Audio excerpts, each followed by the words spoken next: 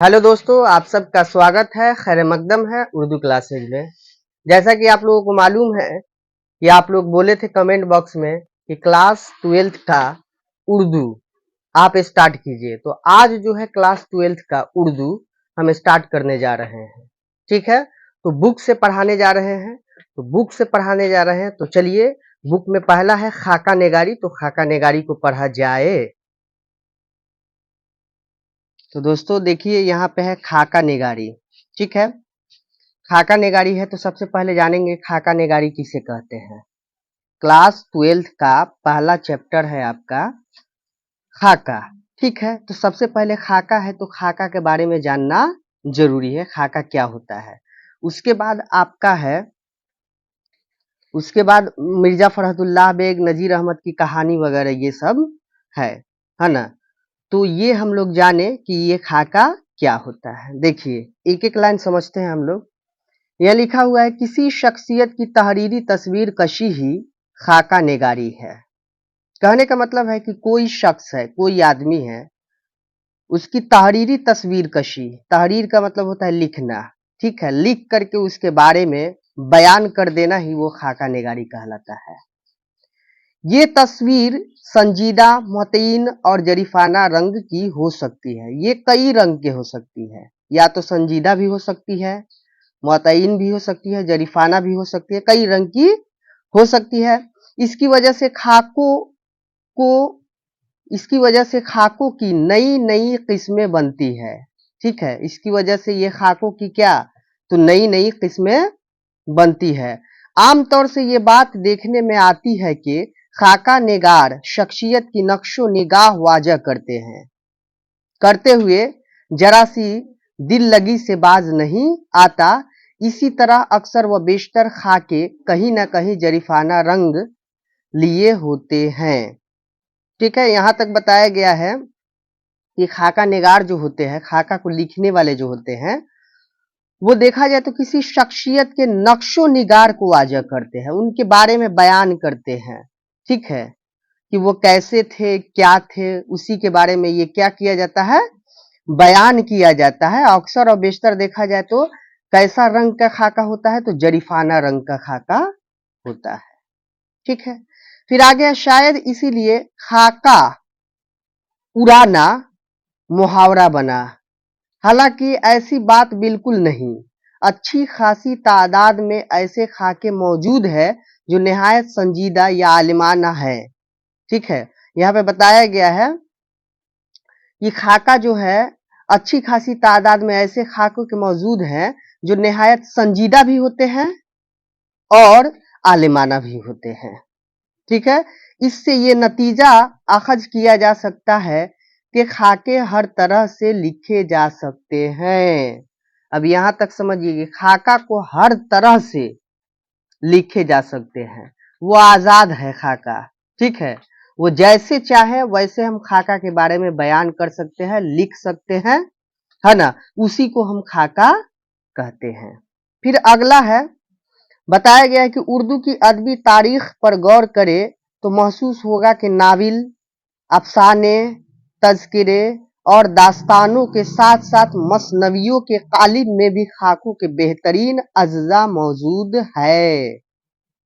ठीक है, यहां तक बताया गया है कि उर्दू अदबी में देखा जाए तो तारीख के अनुसार, यानी इतिहास के अनुसार, तो नाविल है, अफसाना है, दास्तान है, मसनवी है, ये सब भी खाके के बेहतरीन अज्जा मौजूद है। अज्जा का मतलब होता है जुज, जुज का जमा है अज्जा, उसका क्या होता है, अंग। जुज का मतलब होता है अंग, उसी का ये अंग है क्या, खाका निगारी। किरदार निगारी के मरहले में अक्सर व बेशतर किरदार का खाका पेश करने का रिवाज रहा है। शायद इन्हीं मकामात से खाका निगारी की इब्तदाई शक्लें मिली हो, जिसे मुसन्नफीन ने रफ्ता रफ्ता आजाद सनफ के तौर पर फरोग दे दिया। अब कहानियों, नाविलों के साथ साथ अलग से भी भरपूर तादाद में खाके दस्तयाब है। यहां तक समझिए, यहां तक बताया गया है कि खाका निगारी क्या है, तो खाका निगारी एक आजाद है। क्या है खाका निगारी, तो खाका निगारी लिखने वाले जो हैं वो आजाद है, वो जैसे चाहे वैसे लिख सकते हैं, ये उनके माइंड के ऊपर डिपेंड करता है। ठीक है, मुसन्निफीन ने रफ्ता रफ्ता एक आजाद सनफ के तौर पर फरोग दे दिए। यहाँ पे लिखा हुआ है ना कि मुसन्नफीन, मुसन्नफीन मतलब होता है लिखने वाला, लिखने वाले ने रफ्ता रफ्ता एक आजाद सनफ के तौर पर फरोग दे दिया। ठीक है, अब ये कहानियों नाविलों के साथ साथ अलग से भरपूर तादाद में खाके दस्तयाब है। यहां तक बताया गया। फिर आगे यहां आपको बताया जा रहा है कि खाकों में, शायद आप लोगों को दिखाई दे रहा होगा कि खाकों में बेयक वक्त खुद नविश्त, सवाने, यादें निगारी, इंशाइया और अफसानों के साथ साथ मजमून के अज्जा शामिल होते हैं। इसको समझिए, यहां तक बताया गया है कि खाकों में देखा जाए तो खुद नविश्त भी आते हैं, सवाने भी आते हैं, यादें निगारे भी, इंशाइया भी, अफसानों भी के साथ साथ मजमून भी क्या होते हैं, ये शामिल है। ये सब खाका निगारी में क्या है, शामिल है। खाका निगार का कमाल ये है कि उन तमाम असनाफ के दायरा कार को समझते हुए अपने खाके की हद मुतय्यन करे। बेहतरीन खाका वही होगा जिसमें सवाने आंखों देखे वाकयात, शख्सियत के दिलचस्प पहलू, साहब खाका की असल कदर व कीमत का मुतय्यन हुआ हो। कहने का मतलब है यहाँ पे कि बताया जा रहा है कि बेहतरीन खाका वही होता है जो सवाने, सवाने का मतलब होता है सर से लेकर के पांव तक, सवाने आंखों देखे वाकयात, शख्सियत के दिलचस्प पहलू, साहब खाका का असल कदर कीमत मुतय्यन हो। कहने का मतलब है जो वाकयात, ठीक है, आंखों देखा हुआ हो, आंखों देखे हुआ हो कि हाँ ये फला शख्स जो है वो आंखों देखे उसको बयान कर दिया कि फला शख्स जो है बहुत ईमानदार था, पढ़ने लिखने में तेज था, या वो अपने कारोबार में बहुत ज्यादा मेहनत किया करता था। वो आंखें देखा वो लिख करके उसको बयान कर देना ही खाका भी कहलाता है।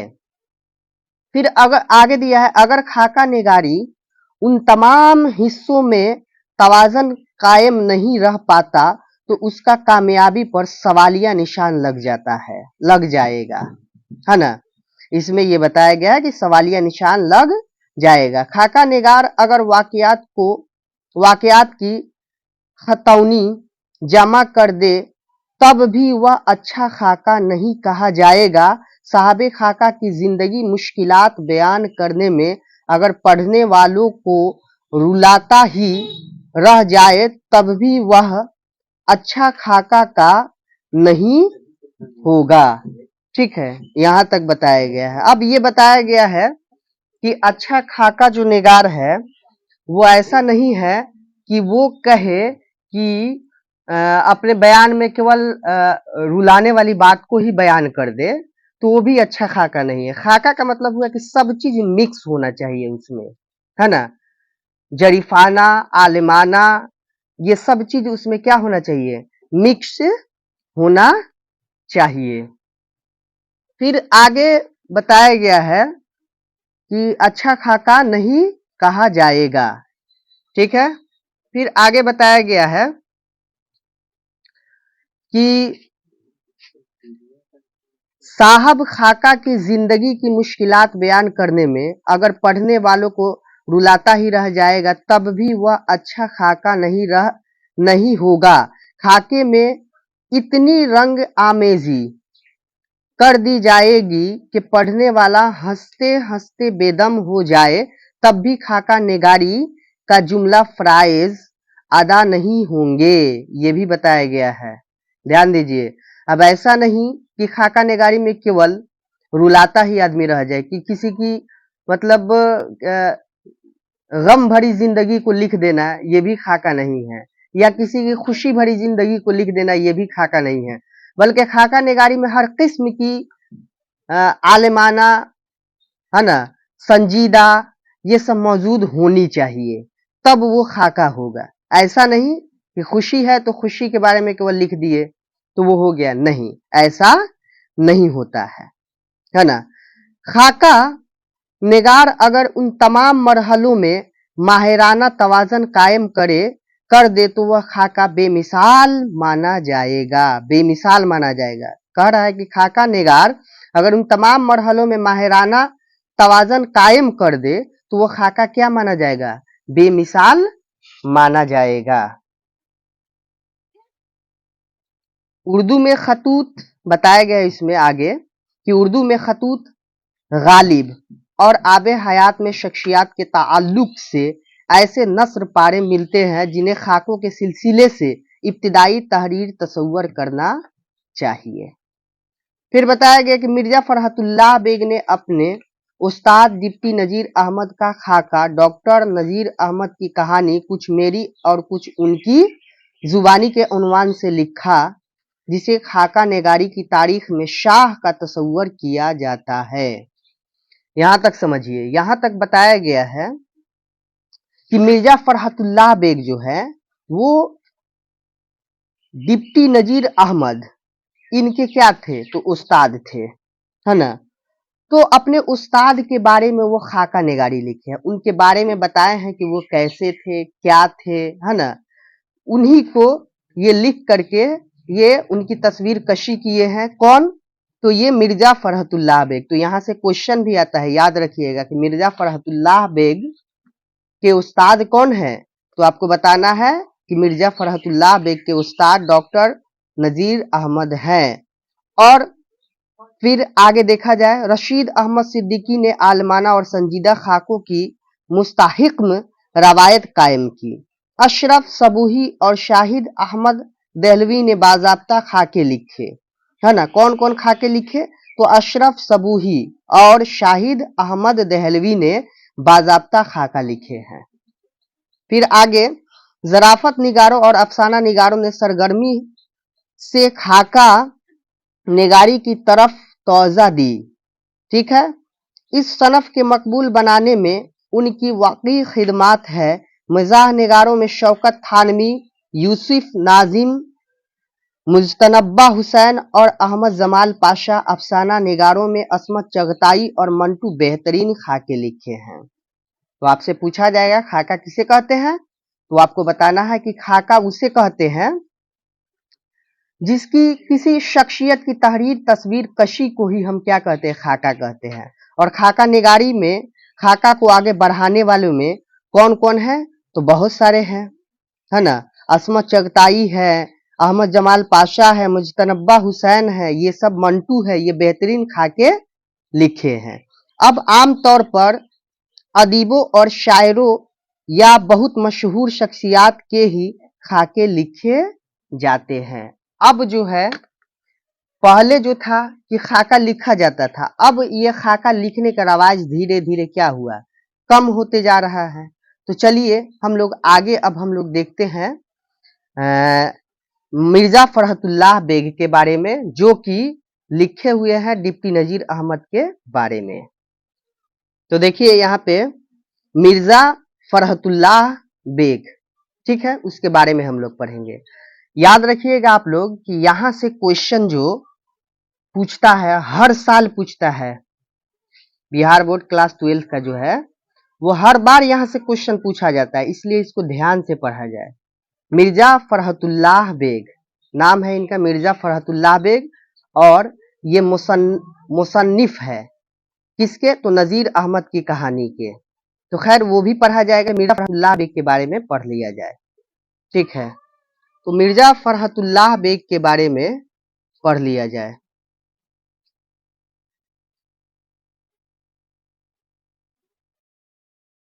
तो देखा जाए यहाँ पे बताया गया है मिर्जा फरहतुल्लाह बेग, ठीक है। मिर्जा फरहतुल्लाह बेग के बारे में हम लोग पढ़ेंगे। आप याद रखिएगा कि हर साल इसमें से क्वेश्चन पूछता है मिर्जा फरहतुल्लाह बेग से, इसलिए इसको ध्यान पूर्वक पढ़ा जाए। बताया जा रहा है कि मिर्जा फरहतुल्लाह बेग के जद्दे अमजद मिर्जा अफजल बेग बदख्शा से तर्के वतन करके शाह आलम सानी के जमाने में हिंदुस्तान आए और फौज में मुलाजिम हुए। ठीक है, यहाँ पे बताया गया है कि इनके खानदान में से जो है, इनके दादा वगैरह जो है, ये मिर्जा फरहतुल्लाह बेग के जो दादा थे, इनके खानदान में के लोग जो थे, वो कहां से आकर के, तो अफजल बेग बदख्शा से तर्क करके, तर्के वतन करके, मतलब ये तर्के वतन मतलब वतन को छोड़ करके शाह आलम सानी के जमाने में, याद रखिएगा, तर्के वतन छोड़ करके शाह आलम सानी के जमाने में हिंदुस्तान आए और फौज में मुलाजिम हुए। मुलाजिम का मतलब हो गया नौकर, नौकरी। ठीक है, उसमें मुलाजिम का मतलब वही होता है नौकर, नौकरी। फरहत के दादा मिर्जा अहदुल्लाह बेग की माली हालात अच्छी नहीं थी। ठीक है, फरहत के दादा मिर्जा अहदुल्लाह बेग की माली हालात अच्छी नहीं थी, यानी पैसे से वो क्या थे, बहुत ही कमजोर तबके के थे, है ना। 1857 के इनकलाब से ये खानदान भी मुतासर हुआ और दिल्ली से हिजरत करके हैदराबाद दक्कन चला गया। ठीक है, यहां तक ये बता दिया गया। फिर आगे है कि तज़किरा नवीसों के मुताबिक मिर्जा फरहतुल्लाह बेग सितंबर 1883 ईस्वी में पैदा हुए, लेकिन खुद उनके बयान के मुताबिक वह अगस्त 1885 ईस्वी में तवल्द हुए थे। देखिए यहाँ पे बताया गया, कंफ्यूजन वाली बात है, बताया गया है कि तज़किरा नवीसों के मुताबिक बताया गया है कि मिर्जा फरहतुल्लाह बेग की पैदाइश जो हुई है 1853 में हुई है, लेकिन खुद उनके बयान के मुताबिक वो बता रहे हैं कि 1885 ईस्वी में पैदाइश हुई है ना। तो एग्जाम में अगर आएगा कि मिर्जा फरहतुल्लाह बेग की पैदाइश कब हुई, तो आपको टिक करना है 1885। ठीक है, धीरे से टिक करना है 1885। जाए पैदाइश मोहल्ला चूरी वालान दिल्ली है। जाए पैदाइश कहाँ पे हुई है, तो मोहल्ला का नाम है इनका चूरी वालान दिल्ली है। तो क्वेश्चन पूछा जाएगा मिर्जा फरहतुल्लाह बेग की पैदाइश कहाँ हुई, तो चूरी वालान दिल्ली में हुई। ठीक है, फिर उनके वालिद का नाम मिर्जा हशमतुल्लाह बेग था। इनके वालिद का नाम क्या था, मिर्जा हशमतुल्लाह बेग था, याद रखिएगा इसको। फरहतुल्लाह सिर्फ 10 रोज के थे तो उनके वालिदा मुशर्रफ जहां बेगम का इंतकाल हो गया। यहाँ पे बताया गया है कि जब ये 10 दिन के ही थे, तीन के वालिदा यानी अम्मी का इंतकाल हो गया। अम्मी का नाम है मुशर्रफ जहां बेगम, इनका इंतकाल हो गया। तो यहां से भी क्वेश्चन बनता है, आप लोग ध्यान दीजिएगा। उनकी लावल्द और बेवा फूफी हुस्न जहां बेगम ने उन्हें अपनी औलाद की तरह पाला। ठीक है, यहाँ पे याद रखिएगा मिर्जा फरहतुल्लाह बेग जो है, इनको पालने वाली कौन है, इनकी अपनी फूफी हुस्न जहां, ये वो अपने औलाद की तरह इनको पाले। हजरत निजामुद्दीन औलिया की दरगाह की मस्जिद में एक बुजुर्ग सैयद वलीउल्लाह रहते थे। उन्हीं ने ही उनकी बिस्मिल्लाह कराई, यानी पढ़ाने के वक्त शुरू जो कराई सबसे पहले, जिनका नाम है बुजुर्ग सैयद वलीउल्लाह। ठीक है, तो सबसे पहले इब्तिदाई तालीम किसने दी मिर्जा फरहतुल्लाह को, तो सैयद वलीउल्लाह ने दी, इसको याद रखिएगा। मौलवी कमरुद्दीन से कलाम पाक पढ़ा, तो इसको याद रखिएगा कि मौलवी कमरुद्दीन से मिर्जा फरहतुल्लाह बेग ने कलाम पाक पढ़ा। गवर्नमेंट हाई स्कूल कश्मीरी दरवाजा दिल्ली से इंट्रेंस का इम्तहान पास किया, इसको भी याद रखिएगा। 1901 में हिंदू कॉलेज में दाखिला लिया। ठीक है, 1901 में हिंदी कॉलेज में दाखिला लिया। फिर बताया गया कि यहां से 1903 में इंटरमीडिएट की संध हासिल की। 1903 में ये क्या किए, इंटरमीडिएट किए, है ना, इंटर किए। सेंट लिखा हुआ है सेंट स्टीफनस कॉलेज से बीए किया, इसको भी याद रखिएगा। उन्होंने इसी कॉलेज में एमए में भी दाखिला लिया, लेकिन माशी हालात कमजोर होने की सबब तालीम मुकम्मल नहीं कर सके। अपनी तालीम जिंदगी के दौरान उन्हें खेलों से बहुत दिलचस्पी रही। क्रिकेट, टेनिस, ब्लैड, चौसर और शतरंज वगैरह सभी कुछ खेलते थे, है ना। इनको खेल से बहुत ज्यादा दिलचस्पी थी, यानी खेल में बहुत ज्यादा ये क्या करते थे, इनको पसंद था। लेकिन माली हालात कमजोर थी, इसलिए ये पढ़ाई भी नहीं कर पाए, है ना, और खेल में भी दिलचस्पी जो थी वो भी नहीं हो पाई। फिर बताया गया है कि फरहतुल्लाह बेग तलाशे माआश के सिलसिले में हैदराबाद आए, यानी नौकरी के सिलसिले में हैदराबाद गए। वहां के एक स्कूल में अंग्रेजी के मुअल्लिम बनाए गए, है ना। अंग्रेजी स्कूल में अंग्रेजी के मुअल्लिम बनाए गए। ये अंग्रेजी के टीचर इनको बनाया गया, मुअल्लिम बनाया गया। फिर 1908 में हाई कोर्ट में मुतरजम मुकर्रर हुए, है ना। उसके बाद 1908 में कहाँ आ गए, तो हाई कोर्ट में मुतरजम मुकर्रर हुए। मुतरजम मतलब तर्जमा होता है, जैसे कुरान की तर्जमा वगैरह किया जाता है ना उर्दू में, ठीक है, वैसे ही ये मुतरजम मुकर्रर हुए। 1910 में जुडिशियल इम्तहान पास किया और इस मैदान में मुख्तलिफ अहदों पर तरक्की करते हुए 1939 में हाई कोर्ट के इंस्पेक्टरेट अफसर बने और 1942 में उसी ओहदे से सबकदोश हुए। सबकदोश का मतलब होता है वहां से वो रिटायर हुए, है ना। तो 1942 में वो क्या बने, इंस्पेक्टिंग अफसर बने, और 1942 में वहीं से क्या हो गए, सबकदोश हो गए।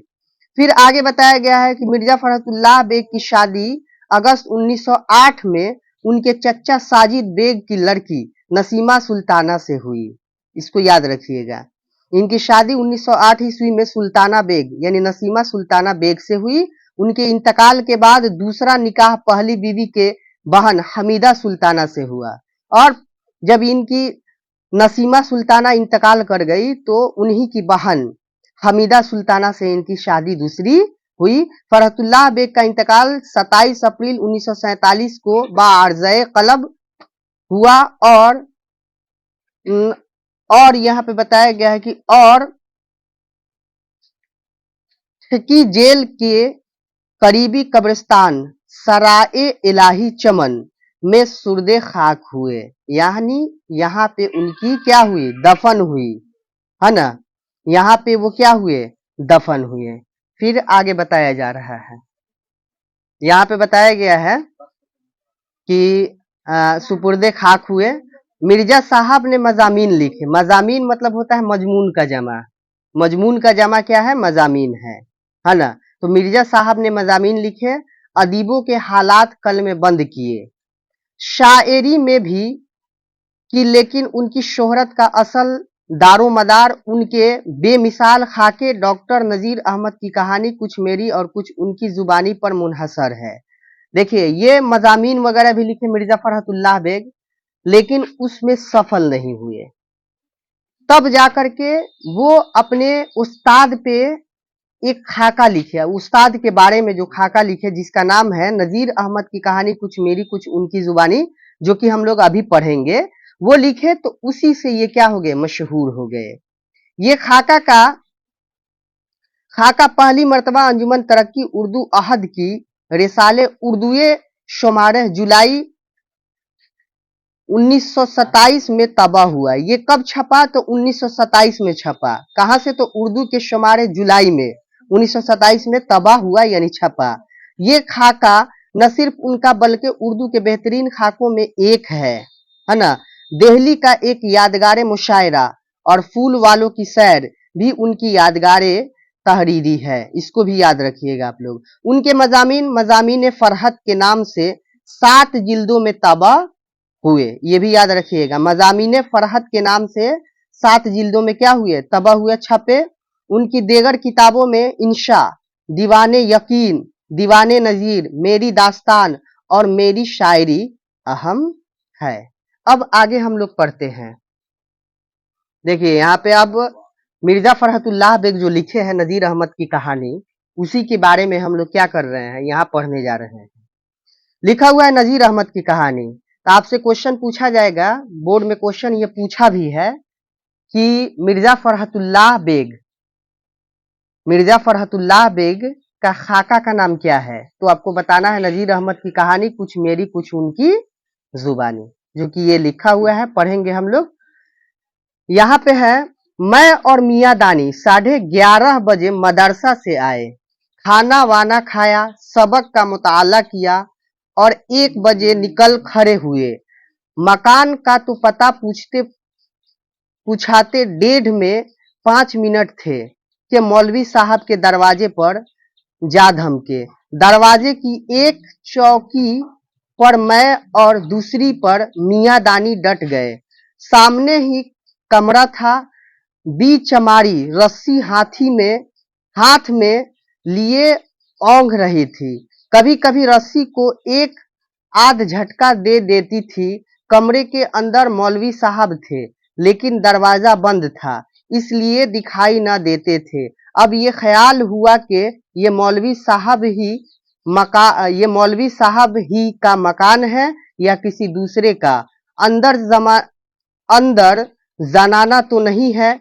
गर्ज इस शश्वपंज में थे कि मौलवी साहब के कमरे के घंटे ने टन से 1:30 बजाया। हम दोनों उठे और दबे पांव चोरों की तरह अंदर दाखिल हुए। घर में सन्नाटा था। बीचमारी ने सर पर भी उठाकर ना देखा कि कौन जा रहा है। कमरे का एक दरवाजा खुला था। उनमें गर्दन डालकर झांका। ठीक है, चूंकि रोशनी से अंधेरे में आए थे, इसलिए कुछ दिखाई ना दिया। अंदर से किसी ने डांट कर कहा, कौन है? इस आवाज को पहचान कर हम तो संभल गए, मगर बीचमारी उछल पड़ी और बेअख्तियार उनके मुंह से गुंबद की आवाज की तरह निकला, कौन है? मैंने कहा, और दानी।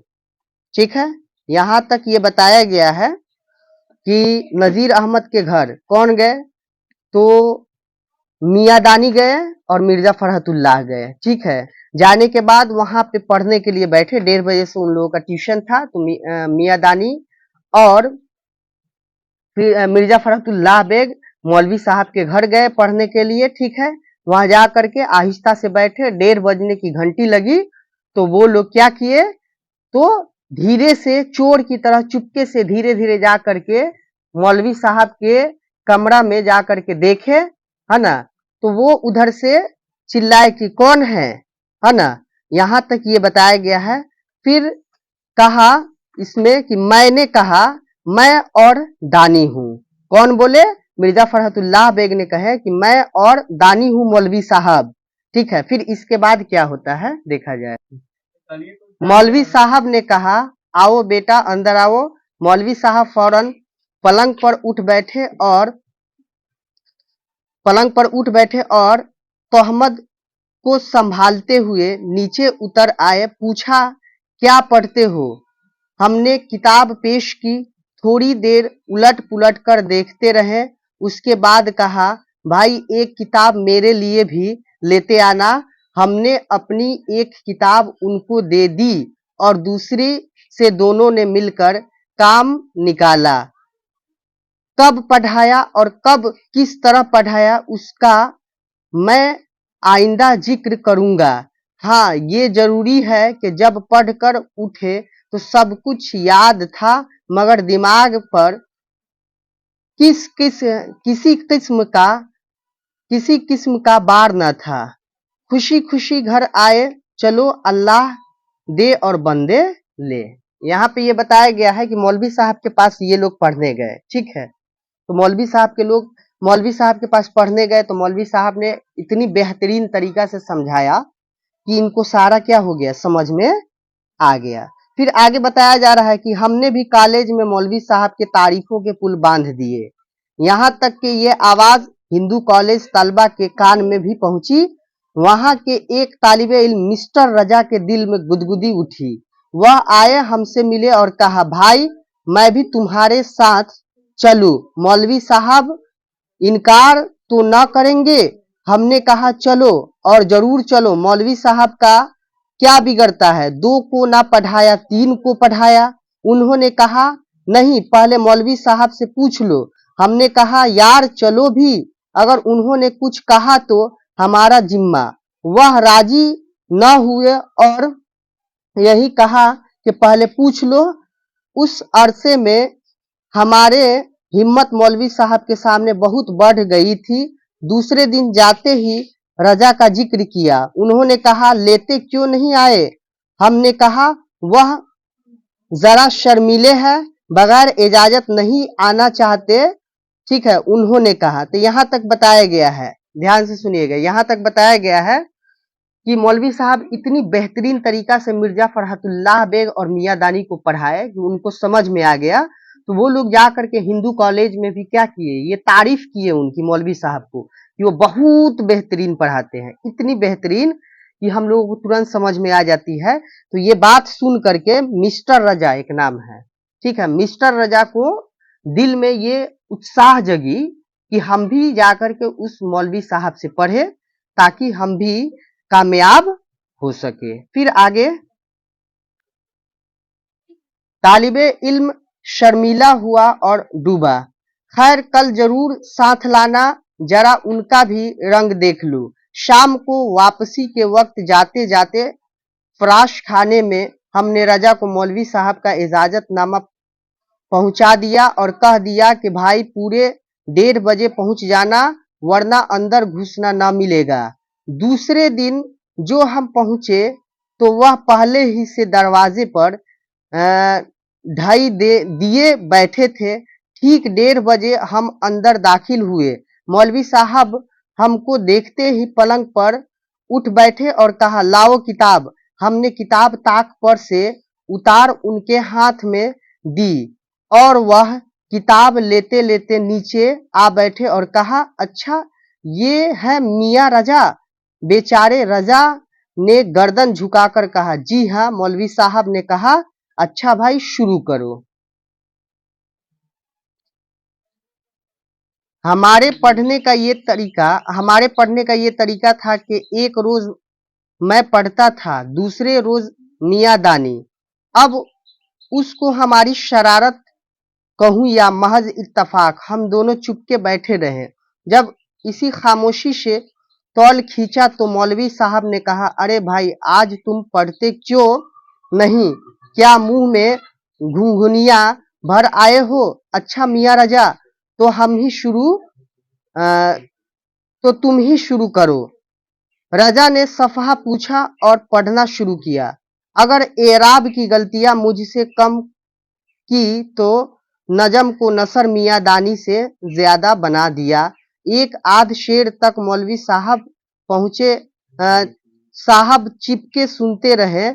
उसके बाद कहने लगे वाह भाई वाह, हमको भी अजब नमूने शागिर्द मिले हैं। मियां रजा अगर हम तुमको एक नेक सलाह दे तो मानोगे। रजा ने निहायत शर्मीली आवाज में गर्दन झुकाकर कहा ये सरोचश्म। मौलवी साहब ने कहा देखो अपने वादे से फिर ना जाना। उन्होंने कहा जी नहीं। मौलवी साहब ने कहा अच्छा तू मेरी सलाह ये है कि कल से तुम मेरे यहाँ न आना। ठीक है, यहाँ तक बताया गया कि मौलाना साहब जो कह रहे हैं ये पढ़ने में कुछ एराब की गलतियां करते थे। ठीक है, मियां रजा जो है वो पढ़ने में, ये क्वेश्चन भी आया हुआ है याद रखिएगा। मियां रजा क्या किस चीज की गलतियां करते थे, तो एराब की गलतियां करते थे। तो उसी एराब की गलतियां करते थे। तो मौलवी साहब ने कहा कि एक बात मेरी मानो कि तुम कल से मेरे पास पढ़ने न आना। ठीक है, फिर आगे बताया गया है। ये सुनकर वह बेचारे कुछ पज़्मदा से हो गया। मौलवी साहब ने कहा भाई रजा मैं नहीं कहता कि मेरे यहाँ ना आना छोड़ दो, मैं तुमको भी जरूर पढ़ाऊंगा, मगर तुम 10-15 रोज शाम के वक्त काली जान के यहाँ तालीम में हो आया करो। इतने दिनों के आने जाने में तुम्हारे कानों को नजर नजम और नसर के फर्क मालूम होने लगेगा। भाई मुझसे तो शेर के गले पर छुरी फिरते दिखा नहीं जाता। बेचारा मुतनब्बा को क्या खबर था कि बताशों की गुली में नजीर अहमद के कमरे में उसके अशआर मौलवी रजा साहब उनकी तरह हलाल करेंगे। बेचारे रजा के सर पर घरों पानी पड़ गया। खुदा खुदा करके सबक खत्म हुआ और हम सब रुखसत हुए। रास्ते में हमने उनको बहुत बनाया। दूसरे रोज से वापस गायब हो गए, फिर शक्ल ना दिखाई। मिस्टर रजा की हया का हाल तो सुन चुके अब हमारे। मिस्टर रजा के बारे में हम लोग पढ़े हैं कि मिस्टर रजा एराब की गलतियां करते थे। उनके बारे में तो हम समझ गए कि एराब की गलतियां करते थे। तो मौलवी साहब बोले कि तुम कल से मत आना मेरे पास, बल्कि तुम काली जान के पास जाओ, कुछ दिन पढ़ो समझो और उसके बाद तब मेरे पास आना। ये है, ठीक है। अब मिस्टर रजा को तो हाल तो सुन चुके, अब हमारे बेहयाई की दास्तान सुनिए। मेरे सिर्फ सरफो नहू बहुत कमजोर थी। मिस्टर रजा की हया का तो हाल तो सुन चुके, अब हमारे हयात की दास्तान सुनिए, हयाई की दास्तान सुनिए।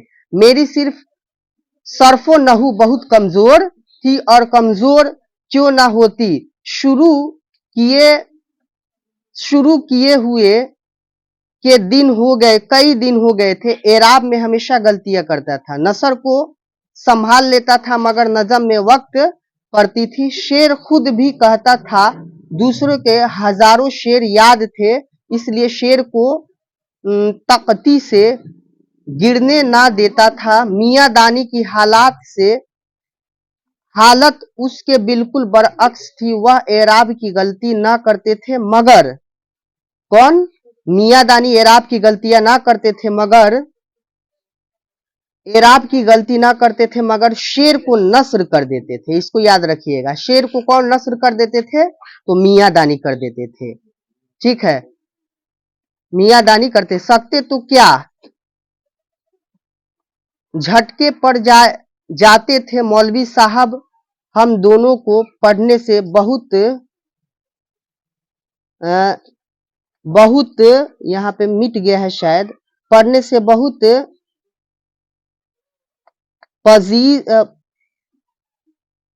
चजेज हुए थे। शायद ये कुछ लिखा हुआ है यहाँ पे, ये मिट गया है ना। तो यहाँ तक आप लोग समझ गए, फिर आगे देखल।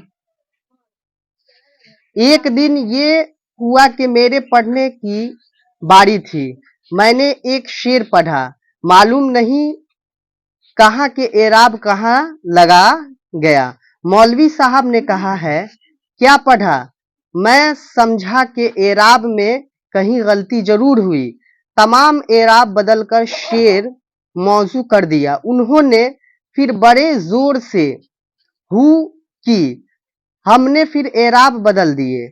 उससे उनकी गुस्सा आ गया और कहा दानी तुम तो पढ़ो, उठो। उन्होंने शेर का गला ही घोंट दिया।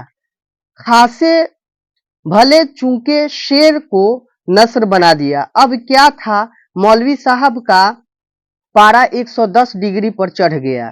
किताब उठाकर जो फेंकी तो कमरे से गुजर दालान में होती हुई सेहन में पहुंची और निहायत गुस्सैली आवाज में कहा निकल जाओ, अभी मेरे घर से निकल जाओ। ना तुम मुझसे पढ़ने के काबिल हो और ना मैं तुम्हारे पढ़ाने के लायक। दानी ने मेरी तरफ देखा, मैंने दानी की तरफ देखा। उन्होंने आंखों ही आंखों में कहा चलो। मैंने आंखों ही आंखों में जवाब दिया हरगिज नहीं। उन्होंने उठने का इरादा किया, मैंने उनका जानू दबाया। मौलवी साहब का ये हालत थी कि शेर की तरह बफर रहे थे। यहां तक बताया गया है कि मौलवी साहब को बहुत गुस्सा आया। किस पे? तो मिर्जा फरहतुल्लाह पे। और उनका किताब उठा करके आंगन में फेंक दिए और गुस्सा से बोले कि यहां से तुम चले जाओ, है ना, यहां से तुम चले जाओ। लेकिन वो वहां से वो चले नहीं गए, बल्कि वो बैठे रहे वहीं पे और सोचे कि यहाँ पे हम मौलवी साहब से ही पढ़ेंगे। बताया गया फिर कि आखिर जब देखा कि ये लौंडे टस से मस नहीं होते तो कहने लगे कि अब जाते हो या नहीं। मैंने कहा मौलवी साहब जब तक कोई धक्के देकर ना निकालेगा उस वक्त तक तो हम जाते नहीं, और जाएंगे तो अभी फिर आ जाएंगे। मौलवी साहब ने जो ये बेहयाई देखी तो जरा नरम हुए, कहने लगे अच्छा नहीं जाते हो तो ना जाओ, मगर मैं एक हर्फ तुमको ना पढ़ाऊंगा। मैंने कहा ना पढ़ाइए, मगर बगैर पढ़े हम यहाँ से न टले हैं, न टलेंगे। कहने लगे बेटा इस वक्त मेरी तबीयत खराब हो गई है, अब चले जाओ, कल आ जाना, दानी ने सच जाना। मैं समझा कि उस वक्त उठे और मौलवी साहब हाथ से गए। दानी उठ खड़े हुए, मैंने पकड़कर उनको संभाल लिया। मौलवी साहब ये तमाशा देख रहे थे। मैंने कहा मौलवी साहब पढ़ेंगे तो आज पढ़ेंगे और आज पढ़ेंगे तो उस वक्त पढ़ेंगे, पढ़ाना है तो पढ़ाइए, वरना हमें यहाँ से न जाना है न जाएंगे। आखिरकार हम जीते और मौलवी साहब हारे। कहने लगे खुदा महफूज रखे तुम जैसे शागिर्दों, शागिर्द भी किसी के शागिर्द ना होंगे, शागिर्द क्या हुए, है ना। यहाँ तक ये बताया गया है। तो यहाँ तक मुझे उम्मीद है कि आप लोगों को समझ में आ गई होगी कि मौलवी साहब इनको भगा रहे थे, लेकिन ये जो मिर्जा फरहतुल्लाह बेग और मियाँ दानी है वो लोग नहीं जा रहे थे। ठीक है, वो लोग नहीं जा रहे थे और बोले कि हम आप ही से पढ़ेंगे, आप ही को पढ़ाना है। तो ऐसे शागिर्द होना चाहिए जो अपने उस्ताद की गुस्सा को कंट्रोल करके वो अपने पढ़ाई पे ध्यान दे रहे हैं। उस्ताद के उस्ताद हो गए, है ना। अच्छा भाई मैं हारा, मैं हारा, अच्छा खुदा के लिए किताब उठा लाओ, सबक पढ़कर मेरा पुंड छोड़ो। देखिए कौन सा दिन होता है कि मेरा तुमसे छुटकारा होता है। मैं जाकर सेहन में से किताब उठा लाया और मौलवी साहब जैसे थे वैसे के वैसे हो गए। कहा करते थे कि अगर इस दिन तुम चले जाते तो मेरे घर में घुसना नसीब ना होता। मैं तुम्हारी शौक को आजमाता था, मगर तुमने मुझे ही आजमा डाला। खुदा ऐसे शागिर्द दस्तब को नसीब कर दे। ये बेहयाई नहीं मियाँ, ये शौक है इल्म का, जिसको चस्का होता है वह बड़ी भली सभी कुछ बड़ी भली भली सभी कुछ सुनता है। बदशौक भाग निकलते हैं और शौकीन उस्ताद को वहां लेते हैं। यहाँ तक ये कहानी अब जाकर के खत्म हुई, है ना। आप लोगों को और वीडियो चाहिए, इसका क्वेश्चन आंसर चाहिए तो आप लोग कमेंट बॉक्स में कमेंट कर सकते